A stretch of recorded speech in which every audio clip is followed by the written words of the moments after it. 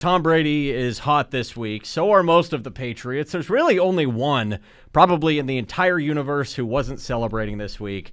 And it's poor old Bill Belichick, who at least he's not going to adult cheerleading competitions anymore. But his poor old self was told that he'd have to wait a year to enter Canton. Obviously, it's egregious. He has 8 Super Bowls, 311 wins, 31 playoff wins, 13 AFC championships, and 3 Coach of the Year awards. Those should speak for themselves.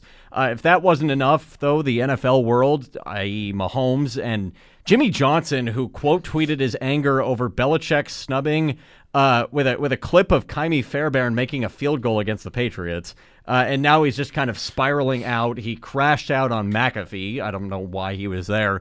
Belichick's obviously my goat. I'm not stupid.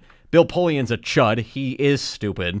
Belichick is the greatest football mind of all time. He's truly impassioned with the game, and if you watch any clips, you can tell. My favorite, personally, is when he went on a 10-minute ramble about the history of long snappers and how they stemmed from centers and punters and whatnot.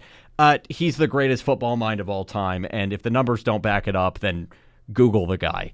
But detractors argue that he cheated, and that's why he didn't get in. I remind you, this isn't Cooperstown, and there's an alleged murderer who had no problem getting into the Hall, and whose bust is still in the Hall of Fame. What I will say is there were only 5 coaches to be inducted first ballot. Those are George Halas, Curly Lambeau, both in the first year of the Hall of Fame, Tom Landry, Chuck Noll, and Don Shula. Vince Lombardi didn't make it in the first year. Bill Parcells didn't. Bill Walsh didn't. Joe Gibbs and Paul Brown didn't. Mike Shanahan wasn't even nominated this year, and Mike Holmgren and George Seifert are still waiting for their calls. So if this is the omission from the Hall of Fame that you think makes them lose credibility, take a second, step back, and realize you're wrong. The credibility has been lost.